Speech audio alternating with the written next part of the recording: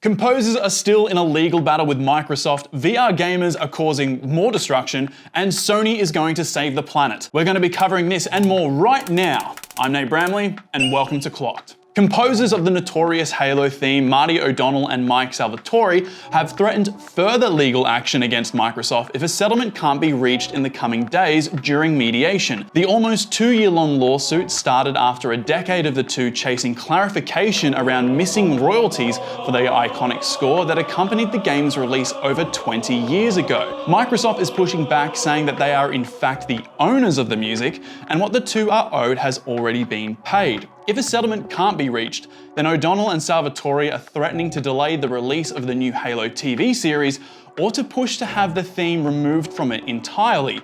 The non-canon standalone series aims to maybe air on March 24th this year exclusively on Paramount+, with it just being announced that a second season is already in the works. What are your thoughts on the lawsuit and on the TV series? Let us know. British-based insurance company Aviva, during an interview with The Guardian, said that claims made due to damages sustained while customers were in VR have gone up 31% in 2021. Overall, since they started to cover VR-based damage in 2006, claims are up 68%.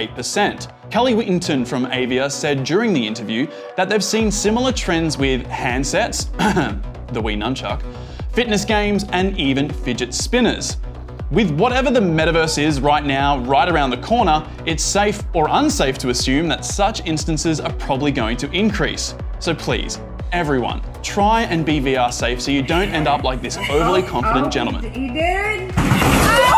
That clip comes from Ashley Madison on Twitter. Ashley, if you're watching, I hope your dad is okay. Sony aims to fight climate change with a new plant-to-play tree planting initiative. For every player that unlocks the Reach the Daunt trophy, Sony pledges to plant a tree to help with 3 programs currently taking place in America. The trophy is incredibly easy to unlock as well. Players simply have to make their way to an area of the game that is part of a normal story progression, and it only takes a couple of hours to get there. To help accomplish this, Sony has partnered with the Arbor Foundation, with the initiative ending March 25th, or when they hit the 288,000 trees planted mark, which is the total goal of all 3 deforestation projects. CD Projekt Red recently had a stream detailing a number of elements for patch 1.5, the most important being game optimization for the Xbox Series X and S, as well as the PlayStation 5. Other than these console optimizations, there were a bunch of reworks, graphical updates, and some quality of life changes that the internet seems super happy with.